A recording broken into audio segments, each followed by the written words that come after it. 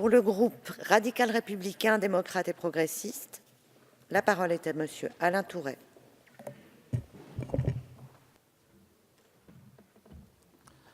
Madame la Présidente, Madame la Ministre, quelques observations sur ce budget qui me permettront de mettre en parallèle ce qui existait depuis une quinzaine d'années lorsque j'ai pu commencer à m'intéresser au budget de la fonction publique. La fonction publique doit être exemplaire et il va de soi qu'à mon avis, elle a réussi à avoir un ministre exemplaire puisque celui-ci a réussi à obtenir 1,2% de l'augmentation du point alors même que celui-ci était gelé depuis plus de 5 années. Il faut savoir que l'ensemble des fonctionnaires ont réussi à avoir une augmentation de leur niveau de vie en France grâce à ce gouvernement. Mais si la fonction publique doit être exemplaire, elle doit l'être dans tous les secteurs de son activité. Je tiens à dire, en ce qui concerne les mesures contre les discriminations, que celles-ci, depuis 15 ans, ont donné véritablement satisfaction aux femmes fonctionnaires qui ont pu accéder aux postes les plus importants alors qu'auparavant ceci leur était interdit. Je rappelle simplement que les ambassadeurs de France à l'étranger, il y en avait une dizaine qui étaient réservés à des postes de femmes et qu'en général, le meilleur des postes, c'est celui du Tadjikistan. Chacun admettra que réserver l'ambassade de France en Italie, à Rome, est plus intéressante que l'ambassade pour une femme au Tadjikistan. Donc, il y a eu un progrès incontestable de fait à ce niveau-là. Deuxième chose, en ce qui concerne l'accession, nous arrivons à la haute fonction publique, nous arrivons environ au chiffre de 40%, qui a été celui prévu et organisé année après année, tant mieux. Ce qui ne va pas, en revanche, c'est les rémunérations en ce qui concerne les femmes fonctionnaires, puisqu'il est bien certain qu'actuellement, c'est entre 15% et 18% de diminution de rémunération à poste égal à la fin d'une carrière qu'enregistre une femme par rapport à un homme. Tout cela parce que les postes de précarité sont en général réservés aux femmes et non pas aux hommes. Eh bien ça, c'est inadmissible. Et j'invite toutes les femmes de France à se réunir pour attaquer globalement tous les gouvernements qui suivront, pour réclamer les préjudices en matière de dommages et intérêts qu'elles subissent ainsi. C'est véritablement ce qui est possible désormais, je tiens à leur dire, par les actions de groupe. Alors, mesdames, réunissez-vous et attaquez le gouvernement de la France qui vous doit tellement de dommages et intérêts à ce niveau-là. C'est la première observation que je peux faire, bien évidemment. La deuxième chose, c'est de dire que s'il y a eu un certain nombre de progrès, il reste deux aspects qui me semblent être négatifs.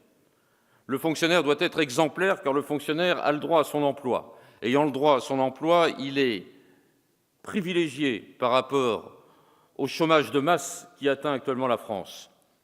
Ne serait-ce que depuis 2012, nous avons créé 55 000 emplois de fonctionnaires. Parallèlement à cela, le secteur privé a vu 500 000 emplois supprimés. 55 000 créés d'un côté, 500 000 supprimés de l'autre. Ce qui fait que lorsque l'on a la chance d'appartenir à un secteur qui non seulement ne licencie pas mais embauche, on se doit d'être exemplaire. Or, il manque deux exemplarités, Madame la Ministre, et vous le savez à quel point cela m'inquiète. Première exemplarité, c'est en ce qui concerne le temps de travail des fonctionnaires. Depuis le rapport Rocher, nous avons eu le rapport Le Petit qui est parfaitement intéressant et qui montre qu'actuellement, la fonction publique n'effectue pas le nombre de 1607 heures qui doit être une obligation pour chaque personne qui travaille en France sur le rythme des 35 heures. C'est inadmissible. Il faut donc y mettre fin. Chaque fonctionnaire doit travailler 1607 heures ou équivalent, bien évidemment. Chacun le comprendra bien. Deuxième chose, en ce qui concerne les autorisations d'absence.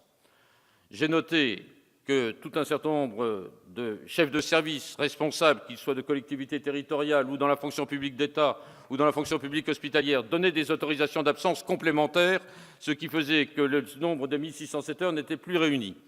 J'ai proposé donc deux amendements. Un premier amendement supprimant tous les systèmes dérogatoires permettant de ne pas travailler 35 heures par semaine, soit 1607 heures par an. Je note avec désespoir que l'article 40, inventé par la législature, a fait en sorte que cet amendement soit envoyé aux oubliettes. Ils le paieront cher politiquement, ceux qui ont fait ça. Deuxième chose, en ce qui concerne les autorisations d'absence, j'ai demandé leur suppression. Là encore, on m'a opposé l'article 40, demandant que ne soit pas ainsi résolu ce problème qui me semble évident, que chacun doit travailler normalement pour avoir la rémunération à laquelle il a droit.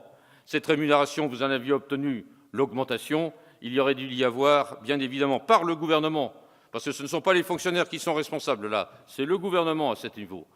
J'espère donc que dans les années qui viennent, cela changera.